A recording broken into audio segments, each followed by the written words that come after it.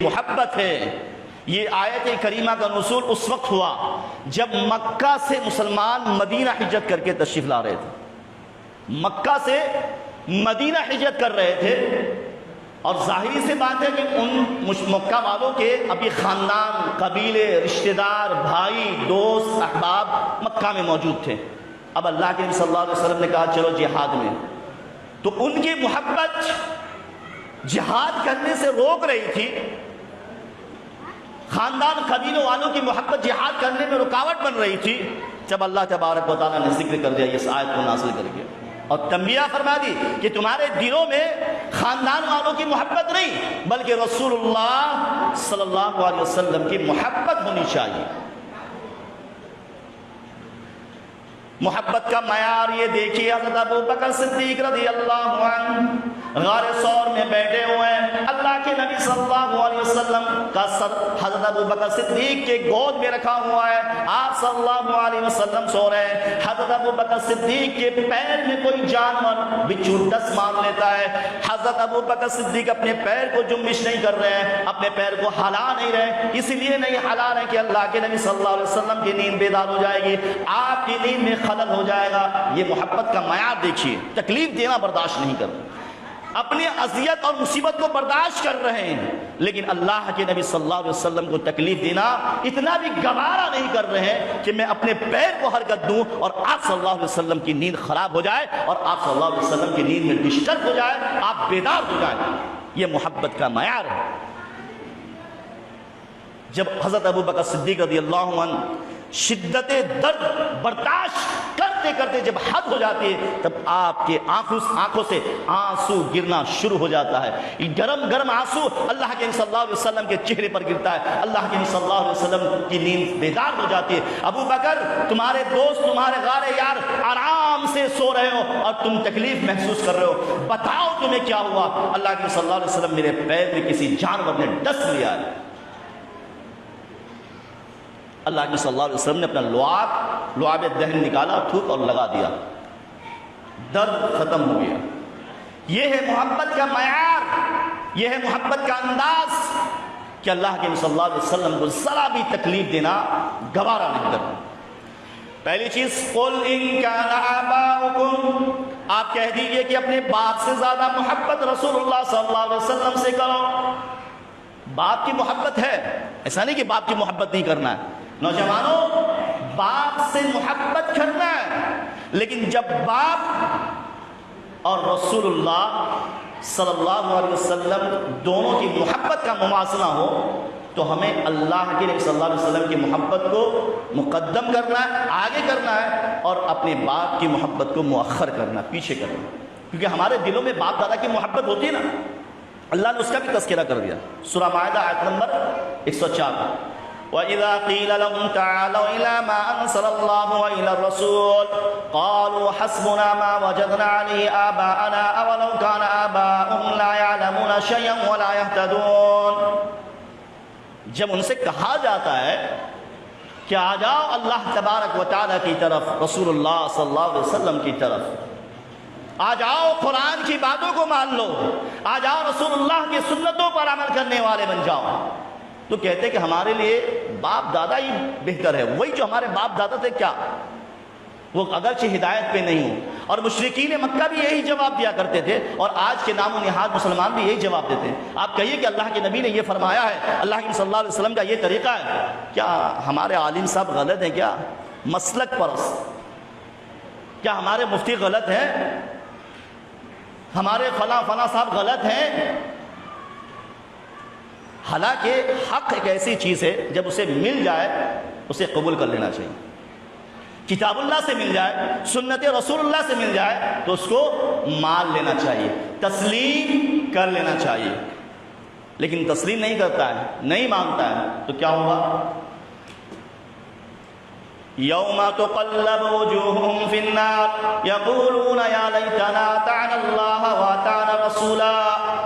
کل قیامت کے دن جب اس کے چہرے کو جہنم کی آگ میں تپایا جائے گا، جہنم کی آگ میں جلایا جائے گا، جیسے کہ تمہارے گھروں میں روٹی سیکی جاتی ہے، کبھی ادھر پلٹا دیا کبھی ادھر پلٹا دیا، جہنم کی آگ میں اس کے چہرے کو ایسے ہی جلایا جائے گا۔ جو حق کو نہیں مانتا ہے، جو اللہ کی بات کو نہیں مانتا ہے، رسول اللہ کی بات کو نہیں مانتا ہے، تو وہ کہے گا کہ کاش کہ میں نے اللہ کی بات کو مان لیا ہوتا، رسول اللہ کی بات کو مان لیا ہوتا، لیکن اس دن کا افسوس کوئی کام نہیں آئے۔ تو سب سے زیادہ محبت، باپ داداؤں سے زیادہ محبت رسول اللہ صلی اللہ علیہ وسلم کی ہونی چاہیے۔ اگر رسول اللہ صلی اللہ علیہ وسلم کی محبت تمہارے دلوں میں نہیں ہے تو یقین جانے کہ تمہارا ایمان خطرے میں ہے۔ دوسری چیز آگے چلتا ہوں، وَأَبْنَاؤُكُمْ، تمہارے بیٹوں کی محبت تمہارے دلوں میں رسول اللہ صلی اللہ علیہ وسلم کی محبت سے زیادہ نہیں ہونی چاہیے۔ بیٹیوں کی پیدائش سے آج بھی لوگ نفرت کرتے ہیں، زمانہ جاہلیت میں لوگ بیٹیوں سے نفرت کرتے تھے، اور آج بھی اسقاط حمل جس کو ابورشن کہا جاتا ہے گرا دیا جاتا ہے بیٹیوں کی پیدائش کو لے کر کے، اور بیٹوں سے زیادہ محبت ہوتی ہے کہ یہ بیٹا ہمیں بڑھاپے کی لاٹھی کا سہارا بنے گا، یہ بیٹا ہمارے لیے بڑھاپے کا سہارا بن جائے گا، اور بیٹوں کی محبت میں انسان غلط کام بھی کر دیتا ہے، بیٹوں کی محبت میں بیٹوں سے نفرت کرنے لگتا ہے۔ یعنی وَأَبْنَاؤُكُمْ، اولاد کی محبت تمہارے دلوں میں رسول اللہ صلی اللہ علیہ وسلم سے زیادہ نہیں ہونی چاہیے۔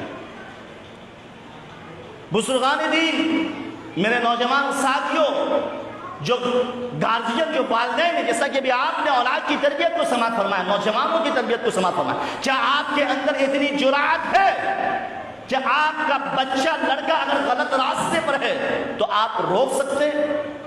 ہے طاقت روکنے کی؟ حدیث کے الفاظ اگر روکنے کی طاقت ہے تو ہاتھ سے روکو، اس کو پکڑ لو، اس کا ہاتھ ہے آپ کے اندر یہ طاقت کہ میرا نوجوان لڑکا سنت کی مخالفت کر رہا ہے، اس کو پکڑ کے بتا دیا جائے، اور نہیں تو پھر زبان سے روکو، بیٹا یہ غلط کر رہا ہے، وہ بھی طاقت چلی گئی، وہ بھی ہمت نکل گیا، ختم ہو گیا۔ اور سب سے کمزور یہ کہ کم سے کم اس کو برا تو مانو کہ یہ غلط کر رہا ہے، وہ بھی دل سے نکل گیا، کمزور ہو گیا ہمارا ایمان، بالکل کمزور۔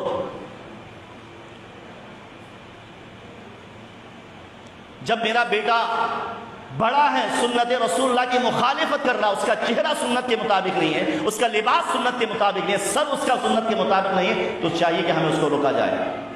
یہاں تو بوڑھے لوگ بھی وہی حال ہے، جس کے پیر قبر میں لٹک چکے ہوں، جس کے پیر قبر میں لٹک چکا ہے، وہ بھی اپنی داڑھیوں کو سیونگ کر کر چکنا بن کر پپو بن کر گزرنے کی کوشش کرتا ہے۔ وہ سوچتا ہے کہ میں داڑھی نکال دوں، جوانی دکھاؤں، میں جوان دکھنے لگوں گا، ہرگز بھی نہیں، بلکہ وہ نبی کریم صلی اللہ علیہ وسلم کی سنت کی مخالفت کر رہا ہے۔ اللہ کے نبی صلی اللہ علیہ وسلم کی سنت تو یہ فاعف اللحیٰ، اپنی داڑھیوں کو معاف کر دو، اپنی داڑھیوں کو چھوڑ دو، اپنی داڑھیوں کو قطرو نہیں، اپنی داڑھیوں کے اندر ڈیزائن مت بناؤ۔ اور نوجوانوں تمہارے لیے جو اپنی داڑھیوں کو ڈیزائن بناتے ہو، کبھی ادھر سے کاٹتے ہو، کبھی ادھر سے کاٹتے ہو، کبھی ادھر سے سوئی نکالتے ہو، کبھی ادھر سے مونچھیں نکالتے ہو، یہ تمہارے لیے نوجوانوں اللہ کے نبی صلی اللہ علیہ وسلم کی یہ سنت نہیں ہے۔ جس نے ایسے حرکت کی، اللہ کے نبی صلی اللہ علیہ وسلم کی سنتوں کو مذاق اڑایا، اللہ تبارک و تعالیٰ اسے زمین میں دھسا دے گا۔ اور یہی معاملہ ہمارے گھر کی عورتوں کا ہے، جیسا کہ آپ نے سنا کہ اولاد کو بگاڑنے میں سب سے بڑا اگر کوئی ہاتھ ہے تو وہ موبائل ہے۔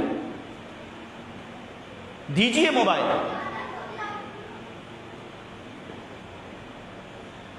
حضرت زکریا علیہ السلام کی زیر کفالت میں حضرت مریم، جیسا کہ ابھی آپ نے سنا، محراب میں بیٹھی ہوئی ہیں، اللہ تبارک و تعالیٰ کی طرف سے پھل آ رہا ہے۔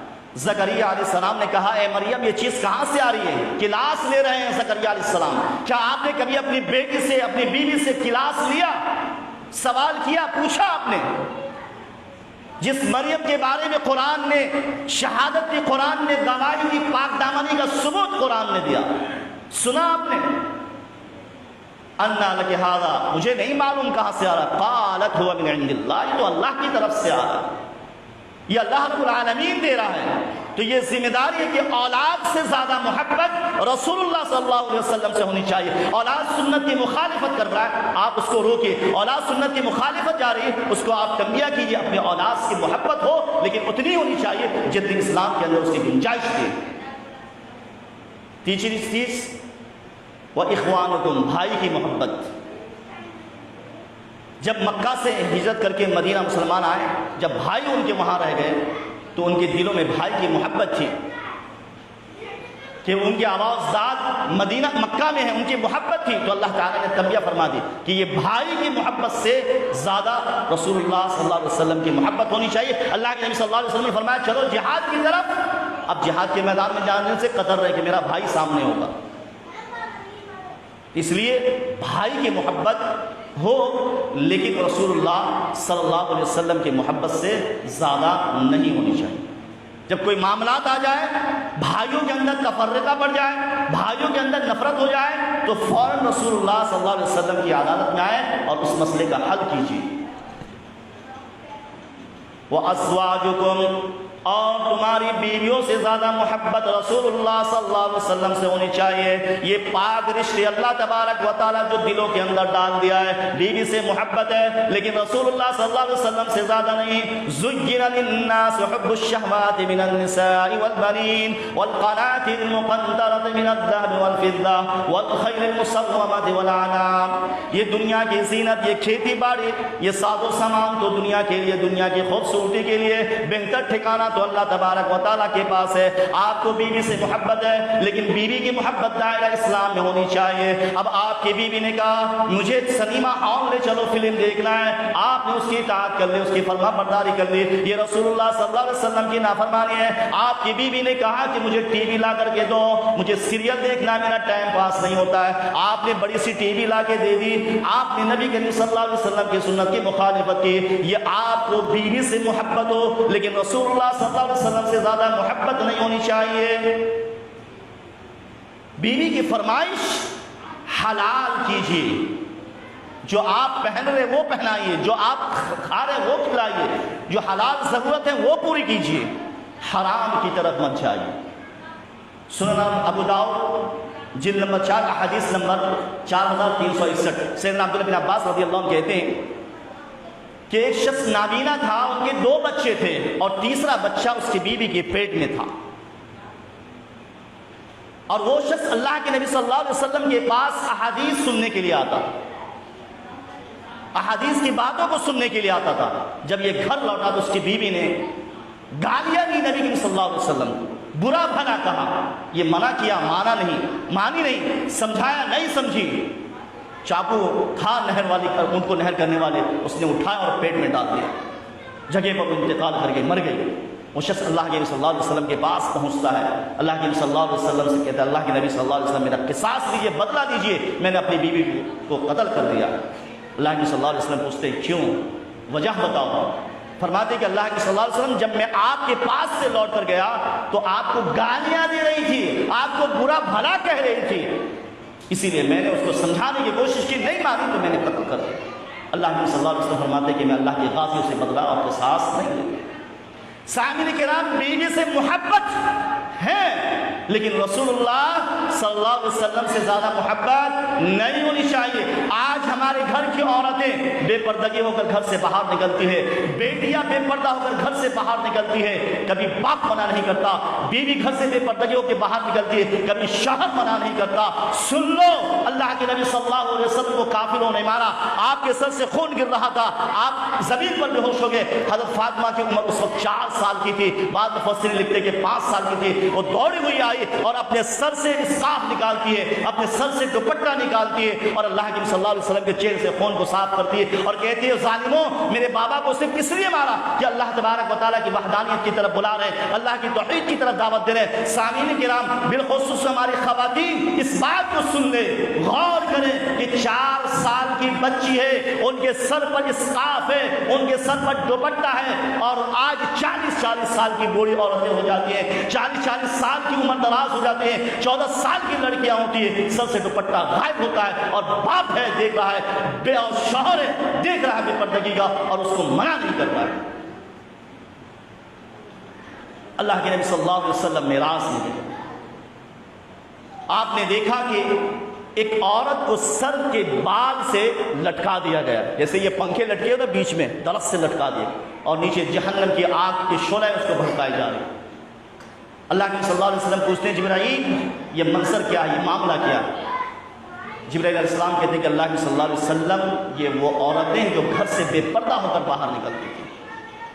خواتین غور سے سنیں، گھر سے بے پردہ ہو کر باہر نکلنے کی سزا یہ ہے کہ جہنم کی آگ میں اس کو تپایا جا رہا ہے، جہنم کی آگ میں اسے سزائیں دی جا رہی ہے۔ آج یہ ہے کہ خواتین گھر سے بے پردہ ہو کر باہر گھومتی ہوئی نظر آتی ہے، لیکن ہمارے یہ محبت کہیے یا پھر نا محمد کہیے کہ جو ایسا ہے کہ ہم اپنے بیوی اور بیٹیوں کو روکتے نہیں ہیں۔ چوتھی چیز ہو گئی قل ان کان آباؤکم و ابناؤکم و اخوانکم و ازواجکم و عشیرتکم، اور کنبہ اور خاندان اور قبیلہ، جی یہ خاندان اور قبیلہ آج ہر گاؤں اور محلے اور سماج میں یہ چیزیں پائی جاتی ہیں۔ ہمارا خاندان اعلیٰ ہے، ہمارا خاندان اونچا ہے، ہمارا خاندان یہ ہے، یہ خاندان آپس میں مل جاتے ہیں اور فلاں خاندان والے کو گرا کر دیتے ہیں۔ نہیں، خاندان کی محبت نہیں۔ یا ایھا الناس انا خلقناکم من ذکر او انثی وجعلناکم شعوبا وقبائل لتعارفوا ان اکرمکم عند اللہ اتقاکم۔ یہ اللہ تعالیٰ نے خاندان اور قبیلے تو صرف پہچان کے لیے بنایا ہے، جاننے کے لیے۔ اللہ تبارک و تعالیٰ کے یہاں تو سب سے معیار اور جو ہے وہ تقویٰ ہے، تقوی کی بنیاد پر اللہ تبارک و تعالیٰ کے یہاں قابل قبول ہے۔ تو خاندان کی محبت سے زیادہ رسول اللہ صلی اللہ علیہ وسلم کی محبت ہونی چاہیے۔ وَأَمْوَالٌ اقْتَرَفْتُمُوهَا، اور مال کی محبت سے زیادہ رسول اللہ صلی اللہ علیہ وسلم کی محبت ہونی چاہیے۔ آج مال کی محبت میں دیکھیے اللہ کے نبی فرماتے ہیں اِنَّ لِكُلِّ أُمَّةٍ فِتْنَةً وَإِنَّ فِتْنَةَ أُمَّتِي الْمَالُ۔ ہر امت میں فتنہ ہے، اور میری امت کے لیے یہ مال فتنہ ہے۔ آج مال کے چکر میں نہ حلال دیکھ رہے ہیں نہ حرام دیکھ رہے ہیں، اس کی تمیز نہیں ہے۔ سود رشوت کا کاروبار چل رہا ہے، بس مال آنی چاہیے چاہے وہ حرام ہو۔ آج اس مال کو، حرام مال کو بٹورنے کے لیے، حرام مال کو حاصل کرنے کے لیے مختلف قسم کی سیاستوں میں جایا جاتا ہے، مختلف قسم کی ٹوپیاں پہنائی جاتی ہے، مختلف قسم کے جھوٹے معاملات میں لیے جاتے ہیں۔ یہ حرام صرف مال کے لیے۔ اللہ کے نبی صلی اللہ علیہ وسلم کے پاس بحرین سے کچھ مال آتا ہے، مال غنیمت۔ صحابہ کرام مسجد میں چلے جاتے ہیں، خبر ملتی ہے کہ مال آیا، تقسیم ہوگا۔ جب اللہ کے صلی اللہ علیہ وسلم گئے فجر کی نماز پڑھانے کے لیے تو دیکھتے مسجد بھری ہوئی ہے۔ لگتا ہے تمہیں بھی مال کی محبت نہیں آ رہی۔ اللہ کے نبی ہاں یہ مال کی محبت تو ہے، ہم آ گئے ہیں کہ ہمیں بھی کچھ مل جائے گا۔ اللہ کے صلی اللہ علیہ وسلم نے فرمایا کہ میری امت کے لیے سب سے بڑا فتنہ یہی مال ہے، اس لیے ہمیں مال کی محبت نہیں ہونی چاہیے۔ سعید بن عامر رضی اللہ عنہ، حضرت عمر بن خطاب رضی اللہ عنہ نے حمص کا گورنر سعید بن عامر کو بنا دیا اور کچھ معاوضہ مقرر کر دیا۔ حضرت عمر بن خطاب کہتے ہیں سعید بن عامر تمہارے لیے کچھ اور معاوضہ کر دوں؟ سعید بن عامر کہتے ہیں امیر المومنین بس یہی ہمارے لیے کافی ہے۔ کچھ عرصے کے بعد، کچھ دنوں کے بعد حمص سے، کوفہ سے ایک قافلہ، ایک گروہ آتا ہے امیر المومنین کی خدمت میں۔ امیر المومنین کہتے ہیں کہ تمہارے حمص کے اندر جو غریب اور مفلس ہے اس کا نام لکھ کر کے دو تاکہ اس کو بیت المال سے مالی امداد کی جائے۔ وہ وفد اور وہ قافلہ، وہ گروہ ایک لسٹ بنا کر کے دیتے ہیں امیر المومنین کو، تو اس میں دیکھتے ہیں سعید بن عامر کا سب سے پہلا نام ہوتا ہے۔ حضرت ابن خطاب کہتے ہیں یہ سعید بن عامر کون ہے؟ امیر المومنین ہمارا گورنر ہے، ہمارا گورنر ہے۔ ان کے گھروں میں کئی دن تک چولہے نہیں جل رہے ہیں، روٹیاں نہیں پک رہی ہیں، کھانے نہیں بن رہے ہیں۔ حضرت عمر بن خطاب رضی اللہ عنہ رو دیتے ہیں، اتنے روتے ہیں کہ آنسوؤں سے یہ داڑیاں تر ہو جاتی ہیں، بھیگ جاتی ہیں، اور 1000 دینار تھیلی میں دیتے ہیں، لے جاؤ سعید بن عامر کو دے دینا۔ یہ قافلہ سعید بن عامر کے پاس پہنچتا ہے۔ ان کو دیا یہ تھیلی لیجئے، اور جب وہ تھیلی کھولتے ہیں تو کہتے ہیں انا للہ و انا الیہ راجعون۔ جب کوئی مصیبت آتی تو پڑھتے ہیں، کوئی انتقال ہوتا ہے تو یہ دعائیں پڑھتے ہیں۔ ان کی بیوی نے سنا کیا ہوا میرے شوہر، کیا بات ہے، کیا امیر المومنین وفات پا گئے؟ کہا نہیں، اس سے بھی بڑا معاملہ ہوا۔ کہا مسلمانوں کو جہاد میں کچھ تکلیفیں پہنچی؟ کہا اس سے بھی بڑا معاملہ ہوا۔ سعید بن عامر کی بیوی کہتی کہ جب اس سے بڑا معاملہ ہوا تو آپ اس سے گلو خلاصے کر لیجئے، اس کا معاملے کو حل کر لیجئے۔ سعید بن عامر کہتے ہیں کیا تم میرا اس کے ساتھ مدد کرو گے؟ کہ بتائیے کیا چیز ہے؟ کہا میرے گھر میں درہم اور دینار آ گئے میری آخرت کو بگاڑنے کے لیے، میری آخرت کو خراب کرنے کے لیے، یہ آخرت کو بگاڑنے کے لیے خراب کر دیں گی، اسی لیے میں یہ انا للہ و انا الیہ بڑا، اور اس 1000 دینار کو مختلف قسم کی تھیلی میں رکھا اور غریبوں میں تقسیم کر دیا، مسکینوں میں بانٹ دیا۔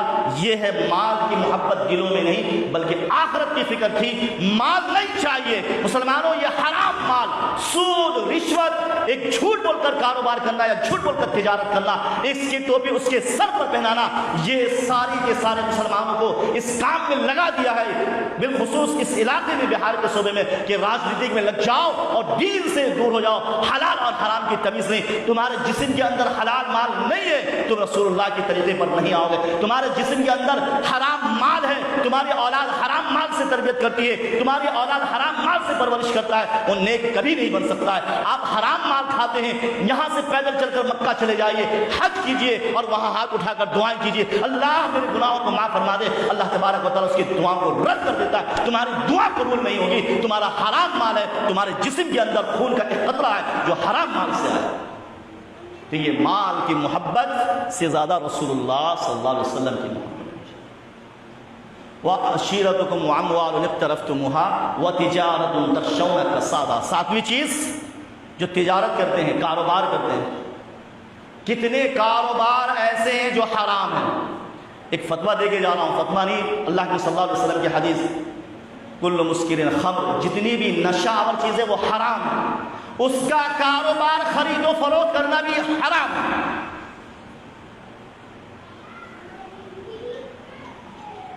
بیڑی، سگریٹ، گٹکا، تمباکو، دیکھیں نام کیا چینج کر کے رکھ دیا ہے لوگوں کو بیوقوف بنانے کے لیے۔ ماوا کھا رہے ہیں، جب وہ سگریٹ کا پوچھ کھاتا ہے نا، اس سے پوچھئے ویمل کھا رہے ہیں تو کیا کھا رہے ہیں؟ سب ماوا کھا رہے ہیں۔ جانتے ہیں ماوا کہاں سے بنتا ہے؟ ہمارے بزرگ جانتے ہوں گے۔ دودھ کو جلایا جاتا ہے، پھر جلانے کے بعد جب آخر مرحلے پر جاتا تب وہ ماوا بنتا ہے، اس سے صحت بنتی ہے، تندرستی بنتی ہے۔ یہ گھٹکے کھانے سے یہ ماوا نہیں، یہ صحت نہیں بنے گا بلکہ آپ کی صحت خراب ہوگی۔ اور اللہ فرماتا وَلَا تُلْقُوا بِأَيْدِيكُمْ إِلَى التَّهْلُكَةِ، تم اپنے آپ کو ہلاک مت کرو، اپنے آپ کو برباد مت کرو۔ میرے نوجوان ساتھیوں، یہ دل، یہ پھیپھڑا، یہ کلیجہ، یہ اللہ کی بہت بڑی نعمت ہے، اتنی بڑی نعمت ہے، اگر اس کا جائزہ لینا تو اسپتالوں میں جائیے اور جائزہ لیجئے کتنے بیمار اور مریض بیڈ پر پڑے ہوئے ہیں، کسی کے منہ میں کینسر، کسی کے پھیپھڑے میں کینسر اور مختلف قسم کی بیماریاں بیڑی، سگریٹ، تمباکو، پان کھائیں، زردہ کھانے والوں کے جسم میں آتی ہے۔ آپ اس حال میں آ کر کے اللہ کی عبادتیں کریں گے تو اللہ رب العالمین اس کی عبادت کو قبول نہیں کرتا۔ یہ حرام کے سائے ہیں۔ وَعَشِيرَتُكُمْ وَأَمْوَالٌ اقْتَرَفْتُمُوهَا وَتِجَارَةٌ تَخْشَوْنَ كَسَادَهَا۔ کیسی تجارت کرنا معلوم ہے؟ ان الذين يتلون كتاب الله وأقاموا الصلاة وأنفقوا مما رزقناهم سرا وعلانية يرجون تجارة لن تبور۔ جو لوگ اللہ کی کتاب کو پڑھتے ہیں، نماز پڑھتے ہیں، زکوٰۃ دیتے ہیں، ہم نے ان کو جو مال دے رکھا اس مال میں سے اللہ تبارک و تعالیٰ کی بارگاہ میں خفیہ اور اعلانیہ خرچ کرتے ہیں، وہ ایسی تجارت کے امیدوار ہے جو کبھی نقصان نہیں ہوگا۔ اللہ تبارک و تعالیٰ سے تجارت کیجئے، اللہ تبارک و تعالیٰ سے کاروبار کیجئے، جمع کر کے رکھیے 1000، 2000، 500 کے نوٹ، رات کو 8 بجے اعلان ہوگا نوٹ بند ہو گئے، سب مال ختم۔ اللہ کے بینک میں جمع کیجئے، وہ مال آپ کا بچا ہوا رہے گا، کل کام آئے گا۔ عثمان غنی رضی اللہ عنہ کا قافلہ مدینہ کے سرزمین پر آتا ہے، ماساد و سامان 700 اونٹوں پر لگا ہوا، لوگ بھوک مری سے مر رہے ہیں۔ تجارت آئے کاروبار کرنے والے، صاحب یہ آپ مال 10 روپے کا لیے ہیں تو 2 گنا سادہ لے لیجیے، 3 گنا سادہ لے لیے۔ آج لاک ڈاؤن میں ایسا ہی ہوا نا، تجارت کرنے والے ایک چیز کی قیمت 10 روپے 100 روپے لے رہے ہیں، کما رہے نا بھائی، تجارت کر رہے ہیں۔ لاک ڈاؤن میں یہی ہوا، یہ تجارت بھی حرام ہے، یہ کاروبار بھی حرام ہے۔ کہ فالتو اور زیادہ لینا. تو وہ کہہ رہے ہیں کہ میں اللہ سے تجارت کروں گا. ایک اللہ کا ایسا ہے کہ ایک شخص مجھے بہت زیادہ دے رہا ہے. کہا کون سا زیادہ دے رہا؟ سب تجارت کو مدینے والے یہیں بیٹھے. فرمایا من جاء حسنۃ من عشر امثالها، کہ جو ایک نیکی لے کر کے آئے گا اس کو 10 گنا نیکی ملے گا. میرا رب کہتا ہے. اور 700 ماہ ساز و سامان اللہ تبارک و تعالیٰ کے نام میں وقف کر دیا اور اللہ تبارک و تعالیٰ کے ساتھ تجارت کر دیا. آخری چیز وہ مساکن ترضونها احب الیکم من اللہ ورسولہ، کہ مساکین جو مکانات ہے اس سے زیادہ محبت اللہ رسول اللہ صلی اللہ علیہ وسلم سے ہونی چاہیے. میں اپنی بات کو ختم کرتا ہوں. اگر یہ تمام چیزیں آپ کے اندر پائی جاتی ہیں کہ آپ کو آپ کے باپ سے زیادہ، بیٹے سے زیادہ، بھائی سے زیادہ، بیوی سے زیادہ اور خاندان سے زیادہ، مال سے زیادہ، تجارت سے زیادہ اور مکانات اور محل اور بلڈنگ سے زیادہ، یہ تمام چیزیں آپ کو عزیز ہے، آپ کو محبوب ہے، اللہ کے راستے میں جہاد نہیں کر رہے، اللہ تبارک و تعالیٰ کی اطاعت و فرمانبرداری کی زندگی نہیں گزار رہے، فتربصوا حتی یاتی اللہ بامرہ، تو پھر آپ انتظار کیجئے کہ اللہ تبارک و تعالیٰ کا آپ کے اوپر کوئی عذاب آ جائے. اسی لیے ہمیں چاہیے اللہ صلی اللہ علیہ وسلم لا یؤمن احدکم حتی اکون احب الیہ من ولدہ وولدہ والناس اجمعین. تم میں سے کوئی شخص مومن نہیں ہو سکتا، کامل ایمان والا نہیں ہو سکتا، اس کا ایمان خطرے میں جب تک کہ میں ان کے نزدیک اس کے باپ سے، اس کے اولاد سے، حتیٰ کہ تمام چیزوں سے زیادہ محبوب نہیں ہو جاؤ. یہاں سے ایک معیار لے کے اٹھے کہ آج کے بعد سنت رسول اللہ کی مخالفت نہیں کریں گے، آج کے بعد رسول اللہ سے محبت کا دعویٰ کریں گے تو ہر ایک سنت پر عمل کریں گے. آج کے بعد ہماری داڑھی سنت کے مطابق ہو، آج کے بعد ہمارا لباس سنت کے مطابق ہو، ہمارا اٹھنا بیٹھنا لیٹنا کھانا پینا یہ تمام چیزیں سنت کے مطابق ہو. تبھی ہماری محبت کا معیار ہوگا اور ہم محبت دعوی رسول میں سچے ثابت ہوں گے. اللہ تبارک و تعالیٰ سے دعا کرتا ہوں اللہ رب العالمین ہم سب کو ان باتوں پر کرنے کی توفیق عطا فرمائے. آمین. الحمد للہ رب العالمین. استغفر اللہ الرحیم. السلام علیکم ورحمۃ اللہ.